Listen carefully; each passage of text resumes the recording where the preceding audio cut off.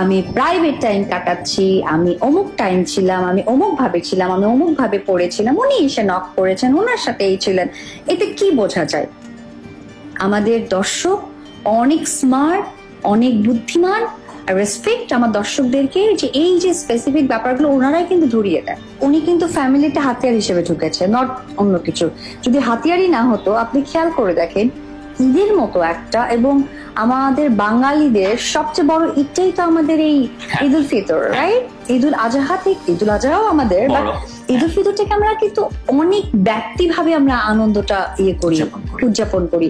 তো সেই জায়গা থেকে আপনি খেয়াল করে দেখেন উনি কাজ করেছেন, ওনার কাজের যথেষ্ট ব্যাখ্যা ছিল, এবং আমাদের যে প্রসঙ্গটা যে প্রাসঙ্গিক ভাবে উনি এনেছেন, এত নেগেটিভ বা এত ওপেনলি না বলে উনি যদি এই ব্যাপারটাকে 3 কথাই বলে দিতেন, ওনার স্মার্ট আর ওনার ডিগনিটি কিন্তু তখনই বোঝা যেত। ওনার ডিগনিটিটা তখনই বোঝা যেত। একটা মেয়ে কিন্তু ডিগনিটি অনেক বড় ইম্পর্টেন্ট একটা ব্যাপার। এটাতে যে কত সুন্দর লাগে একটা মেয়েকে, এটা আপনি নেভার, আপনি কালো কুচকুচ একটা মেয়ে যদি ডিগনিটি থাকে, আপনি দেখবেন সবচেয়ে সুন্দরী সেই মেয়েটা। এটাই ব্যক্তিত্ব, এটা পার্সোনালিটি। সে যদি 3 কথাই বলতো, যে কোন একটা প্রোগ্রামে দেখলাম, হয়তো মানে উপস্থাপক যে কথাটা বলেছেন, প্রশ্ন করেছিলেন যে কোন একটা প্রোগ্রামে শুনলাম যে অপু বিশ্বাস আপনার দেখা হয়েছে, তাই না? প্রথম রোজার দিন। ওনার যদি লক্ষ্যটা থাকতো, যে ডিগনিটি কথাটা আমি খুব মানে একদম স্পেসিফিক, আমি হেডলাইনের মতো বলছি, এটা যদি থাকতো, তাহলে উনি এই উত্তরটা দিতেন যে বাবা যেহেতু এক এবং সন্তানটা একই বাবার, হয়তোবা ডিফারেন্সটা মার মাঝে।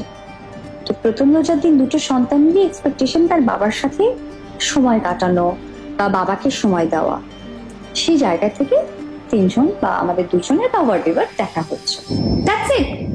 আমি প্রাইভেট টাইম কাটাচ্ছি, আমি অমুক টাইম ছিলাম, আমি অমুক ভাবে ছিলাম, আমি অমুক ভাবে পড়েছিলাম, উনি এসে নক করেছেন, ওনার সাথে এই ছিলেন। এতে কি বোঝা যায়? আমাদের দর্শক অনেক স্মার্ট, অনেক বুদ্ধিমান। রেসপেক্ট আমার দর্শকদেরকে, যে এই যে স্পেসিফিক ব্যাপারগুলো ওনারাই কিন্তু ধরিয়ে দেয়। হ্যাঁ, তো এইটাতে কি মনে হয়েছে? ওনার ডিগনিটি, ওনার ব্যক্তিত্ব কি খুব বেড়ে